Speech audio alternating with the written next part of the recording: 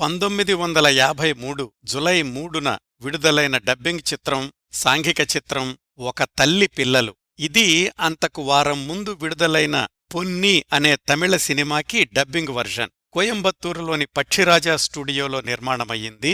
నిర్మాత ఎస్.ఎం. శ్రీరాములు నాయుడు. ఈ సినిమాకి కథ అందించిన ఏ.ఎస్.ఏ. సామి కొంత భాగం దర్శకత్వం చేస్తే మిగిలిన భాగాన్ని సి. పుల్లయ్యగారబ్బాయి సి.ఎస్. రావు గారు పూర్తిచేశారు. పాక్షిక దర్శకుడిగా సి.ఎస్. రావు గారికి ఇదే మొదటి సినిమా.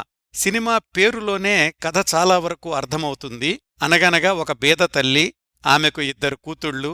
చిన్నప్పుడు పిల్లలిద్దరూ విడిపోతారు. పెద్దమ్మాయి జానకి తల్లి దగ్గరే పెరిగి పెద్దదవుతుంది.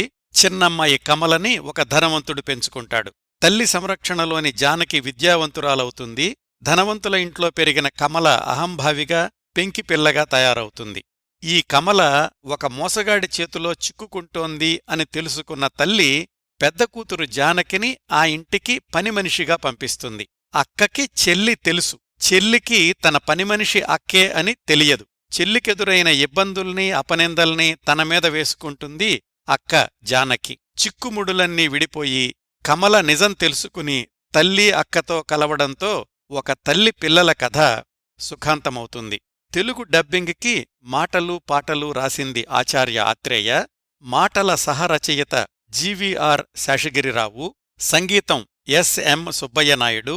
ఈ చిత్రంలో తల్లిగా నటించింది శాంతకుమారి, పెద్దమ్మాయి జానకిగా లలిత, చిన్నమ్మాయి కమలగా పద్మిని, ధనవంతుడిగా డి. బాలసుబ్రహ్మణ్యం నటించారు. కమలను మోసం చేయబోయిన సమరసంగా నటించింది శ్రీరాం. ధనవంతుడి పెంపుడు కొడుకుగా నటించిన ఎమ్మెల్యన్ కౌశిక్ అసలు పేరు ఎం.ఎల్. నరసింహశాస్త్రి. ఆ రోజుల్లో 2-3 తమిళ సినిమాల్లో నటించిన తెలుగువాడు.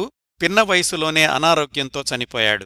ఈ సినిమాలో భామా విజయం నృత్య నాటికను తిరువాన్కూరు సోదరీమణుల్లో ఒకరైన రాగిణి, ఆమె మేనకోడళ్లు అంబిక, సుకుమారిలతో కలిసి ప్రదర్శించారు. ఆ రోజుల్లో మద్రాసులో జరిగిన కింగ్ కాంగ్, దారాసింగ్ల మల్లయుద్ధాన్ని లైవ్లో షూట్ చేసి ఈ సినిమాలో భాగంగా చూపించారు. ఈ చిత్రం తమిళంలో ఒక మాదిరిగా విజయం సాధించింది.